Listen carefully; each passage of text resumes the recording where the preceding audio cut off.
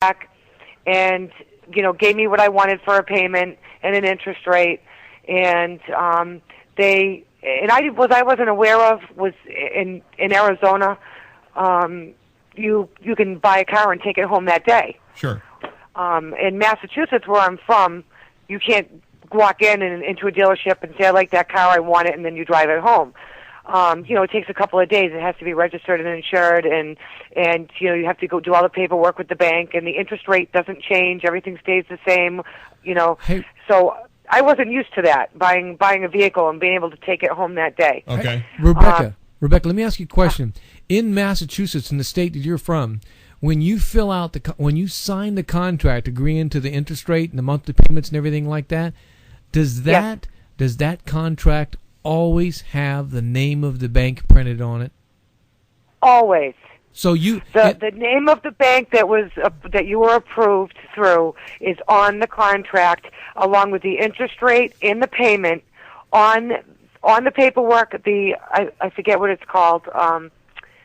But it's on the paperwork. The contract from the dealership. Everything that you're agreeing to is right there, right in front of you. There's no wondering about anything. It's set in stone. They can't change any of it. Okay. And I get bored with vehicles very fast. I've bought many, and this has always been standard business practice in the state of Massachusetts. Well, in Arizona, on the bottom of your contract, it will. I mean, once you go in and sit down with your finance director, it will have your bank, your rate, and your first payment due. But you never got that far, and they were ready to go ahead and send you out in a car. I never got any of that done. They told me to go because I live 40 miles away. This was on Bell Road in Phoenix, and I live in Gilbert. So it was a good 40 miles away. So I had to drive home to get my mom, pick her up, and then I drove back to the dealership. And so by the time we got back there, they had all the paperwork done. Okay. The only thing is that we sat down to sign the paperwork, and the next thing I knew, the car, the vehicle is in my mom's name only now. Now my name wasn't even on it. Doesn't do you or your credit any good. I'm sorry? I say that doesn't do you or your credit any good if it's just in her name. Exactly. What about it was just in her name. And what about the car insurance? Didn't it cost your mom a lot more money for car insurance than it would have you? Oh, yes, it did. It did. And now, and I guess, and I don't really know how the insurance works, but I don't even think that the car was insured for like a first week, because I come to find out later on that she didn't even own the car until like a week later, because they didn't actually go with the bank that they had originally gone with. They went with a different bank. So what you're saying, they let you, so they didn't confirm your insurance, because a finance manager is not only supposed to confirm it, he's supposed to get a copy of your proof of coverage and a policy number before you drive that car off the lot. I'm not sure if he did that. I think that he did, but the problem is that the car wasn't even the contract. Everything was dated a different date. All the original paperwork ended up being null and void, because they redid all the paperwork without us there. And they did a different contract, they did a different credit application. Everything. Actually, my mom never even signed a credit application while she was there. Wow. There was no credit application was signed. Usually protocol is you sign the credit application. Also, they have a separate form of privacy policy, which basically says they're not going to release your personal information out to anyone else as well. You didn't sign any of that. No, did not sign any of that. What do you think about that, Stick? It just drives me nuts to see that a car dealership can get a car buyer financing a car and not show any proof of income, not show the car buyer got copies when she left. She got copies of absolutely nothing. Right, but you're saying she got copies, but she said everything was rewritten after they left. There was nothing else signed, and as far as she's concerned, she had paperwork that said, okay, I've got a car, it's mine, but she says everything was rewritten, including, you said, the credit application? The credit application that was, well, when I finally got that from the bank, thanks to Stick and his persistence and helping me with this, I eventually called the bank because I wasn't getting anywhere. The reason I found out that there was another date, I went up there on Christmas Eve because I got the payment book from the bank, and the payment was somewhere between $160, $170 a month, more than what it was supposed to be. Wow. And I thought that it was a mistake. So I couldn't get the salesman to call me back. I couldn't get the managers to call me back. Nobody would call me back. They were avoiding my calls. I actually even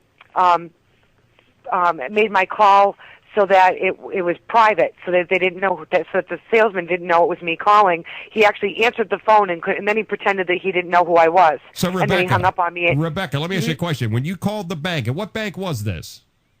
This is Huntington Bank. Okay, and so they're based out of Ohio. Okay, so when you called Huntington Bank and said, "Hey, I purchased a car, I signed a contract for X number of dollars a month, but now I've got your payment book. It's $160, $170 more than what I agreed to at the dealership." What did they say?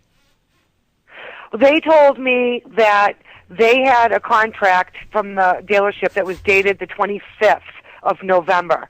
And I said that was impossible because the contract that was ultimately signed was on the 23rd of November. Okay. I said that's impossible. There is no contract on the 25th. So with that, and what I was going to say before that was when I went up there on Christmas Eve with the payment book and all the paperwork that was dated the 23rd because I thought it was a mistake, the general manager walked away with my payment book and all my paperwork dated the 23rd, and when he returned to give it back to me, he gave me everything back except for the contract. So that's when I started getting, I started to get really nervous when he did that, and I was insistent on getting it back, and he started playing games with me and said that the finance department was closed because it was Christmas Eve, and it was locked in there, and I said, I don't know what you're talking about, I just handed it to you. And he flat out refused to give me the original contract back that I signed. You know why? So that's when I knew something was up, and that's when I called the bank. So I come to find out from the bank, now not only does the contract not dated the 23rd of November, it's the 25th, and the amount of the loan was $28,108 on a car that was only supposed to cost me about $12,000. So $12,400 to be exact. So did the bank ask you to fax a copy of what you originally signed, or did they say they had your signature on something dated the 25th, 2 days after you left the dealership? They did. They said that they had the contract dated the 25th with the signature, so I asked them to mail it to me, and I did get a copy of it in the mail, and that is not the one, obviously, from the 23rd of November. So the 23rd of November, the original contract was handwritten signature with a handwritten date. Okay, so Stick, what do you think happened here? Well, I'll tell you what I think happened. I'll tell you, they got her to sign a contract, okay, the mother, because they pushed the daughter out of the way, if I'm not mistaken, and they got her to sign this contract, and they decided, oh, wait a minute, maybe this contract doesn't have enough money in it. Let's let her go with this one here, which they never gave her a copy of it. And then what they did was they created a new contract that had more profitable, more gross profit in it, and they submitted that one to the bank. Well, how does the car buyer prove different when she never got a copy of the original contract her mom signed? Well, that's just it. I mean, I can't believe, no offense to you, Rebecca, but I can't believe you walked out of the dealership without a copy of everything you signed. He refused to give it back to me, and the thing is that it had been a tough year. My husband passed away last year. Oh, I'm sorry. And I had my daughter with me, and it was Christmas Eve. Right. And I really should have called the police, and I didn't. And I really should have. But I didn't realize how bad of a mess this was at the time. And so that's when I thought, well, they're hiding something, and now I got to find out. So that's when I contacted the bank, and not only did the bank say that the loan was not only $28,108 with the 25th contract, but they also told me that the interest rate was now 10.75, and they gave me a 7.9% interest rate at the dealership. So not only did all that happen, but the interest rate went up so much that the interest on that car was going to be $600 more than what I paid for the car by the end of this loan, because they also stretched the loan from five years to 7 years. Wow. To hide more money to make the payment lower, and even though they did all that, the payment was still about $160 a month more than what it was supposed to be. Going from 60